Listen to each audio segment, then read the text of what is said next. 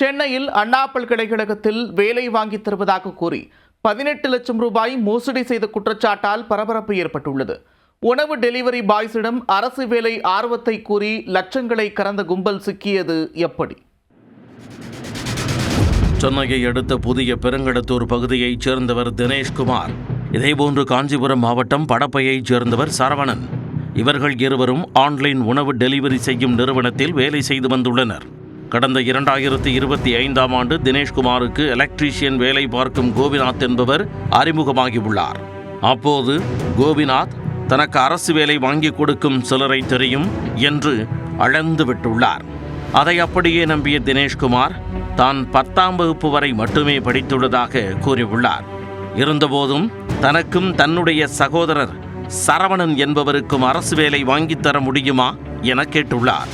அவர்கள் வலையில் விழுந்ததை அறிந்து கொண்ட கோபிநாத், கிஷோர், அமர் பிரசாத் ஆகிய இருவரை அறிமுகப்படுத்தியதாக கூறப்படுகிறது. இவர்கள் மூலம் அண்ணா பல்கலைக்கழகத்தில் உதவியாளராக பணியாற்றி வரும் சசிகுமார் என்பவர் அறிமுகமாக இருக்கிறார். அவரிடம் உங்களுக்கு தெரிந்த வேலை ஏதும் இருக்கிறதா என்று அப்பாவி இளைஞர்கள் கேட்டுள்ளனர்.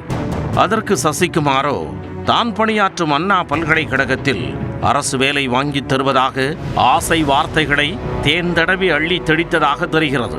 அந்த வேலைக்காக லட்சக்கணக்கில் பணம் செலவாகும் எனவும் கூறியுள்ளார். அதை அப்படியே நம்பிய டெலிவரி பாய்ஸ் 2025ஆம் ஆண்டு நவம்பர் முதல் கடந்த மார்ச் மாதம் வரை 18 லட்சம் ரூபாய் வரை கொடுத்துள்ளனர். பணத்தை வாங்கியவர்கள் சொன்னபடி வேலை வாங்கி தராமல் இழுத்தடித்துள்ளனர். அவர்களிடம் பலமுறை கேட்டும் எந்த ஒரு சாதகமான பதிலும் கிடைக்காமல் இருந்துள்ளது. இதனால் வெறுத்து போன இளைஞர்கள் தங்களுக்கு அரசு வேலை எதுவும் வேண்டாம், கொடுத்த பணத்தை மட்டும் திருப்பி தந்தால் போதும் என்று கேட்டுள்ளனர். ஆனால் பணத்தை கொடுக்காமல் மோசடி செய்ததாக கூறி பாதிக்கப்பட்ட இருவரும் சென்னையில் உள்ள கோட்டூர்புரம் காவல் நிலையத்தில் புகார் அளித்துள்ளனர். புகாரின் அடிப்படையில் அண்ணா பல்கலைக்கழகத்தில் பணியாற்றி வரும் உதவியாளர் சசிகுமார் என்பவரை பிடித்து போலீசார் விசாரித்து வருகின்றனர். அவருடன் சேர்த்து கிஷோர், அமர் பிரசாத், செந்தில் மற்றும் கோபிநாத் ஆகியோரையும் பிடித்து விசாரணை நடத்தியுள்ளனர். விசாரணையின் முடிவில் அடுத்த கட்ட நடவடிக்கை எடுக்கப்படும் என்று போலீசார் தரப்பில் தெரிவிக்கப்பட்டுள்ளது.